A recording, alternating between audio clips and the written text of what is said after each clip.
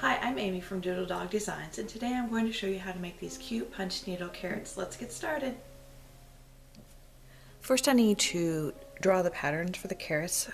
To do this, I'm going to start out by drawing a long skinny triangle, and then I'm going to modify it. I want my carrot to be 4 to 5 inches long, so I'm going to make a mark here at 5 inches so I know how long to make the triangle. I'm going to make this long and skinny, and then I'm going to round it off a little bit. I don't want my edges to be super straight. I'd like to have a little bit of curve to it, and then I'm going to curve on the bottom also. This will be my punching pattern that I will trace onto the weaver's cloth. So I'm using my LED light box, and then I will just put the pattern over the top of that and then place the weaver's cloth over the top of that. I like to trace with a ultrafine point Sharpie marker, but you could use a pen or a pencil as well. I'm going to trace 3 of these so that I can have a little bundle of 3 carrots when I'm finished. You need to be sure to leave enough room in between that you have some seam allowance.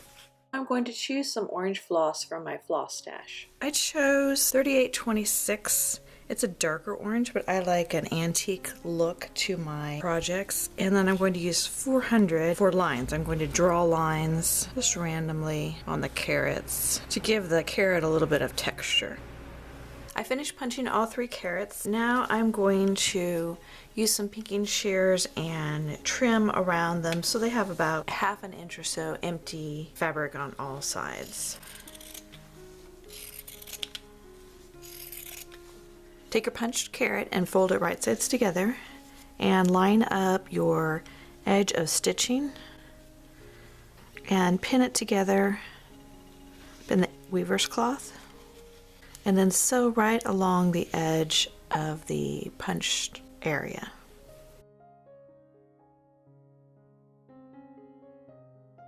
You can see the stitching here. I just did it right along the edge, and I did reinforce the stitching with a back stitch at the beginning and the end.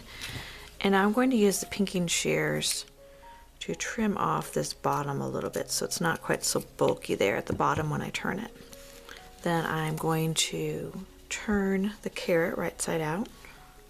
After the carrot is turned right side out, I'm going to stuff it to within about 3/4 of an inch of the top. I'm going to take some green felted wool for the carrot top, and a good rule of thumb is to use a piece that's about the same length as the carrot is. Roll up a piece, and you want a piece that will fit in there inside the top of the carrot nicely, but still allow you a little bit of room to gather the top of the carrot. So I think that's about right. I'm going to make a notch there so I know how long to cut it.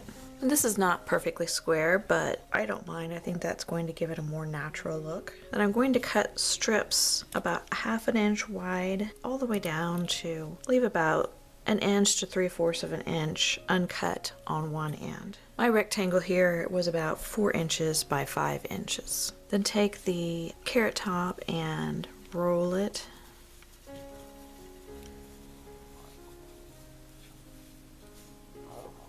And then tack this down with needle and thread.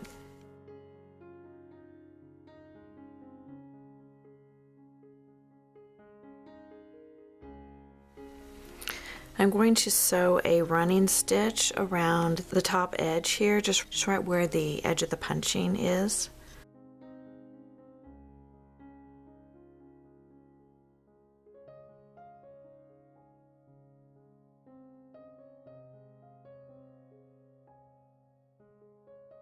Then I'm going to push the weaver's cloth back inside and add my carrot top.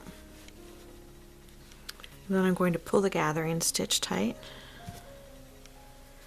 Then I will go ahead and sew a few times back and forth to sew through this carrot top that's inside to hold it in place.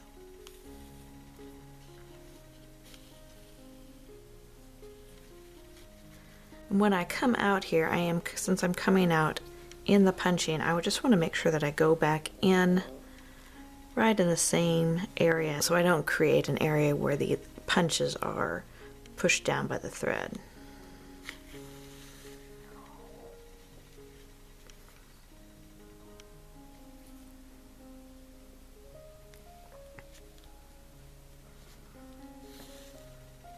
Then I will tie it off and my carrot's done.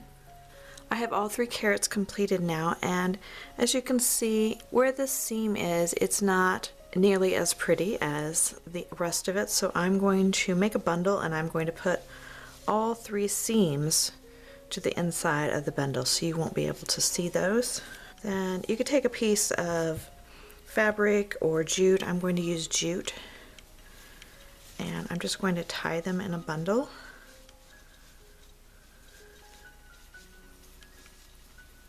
I'm going to tie the little knots in the end of the jute.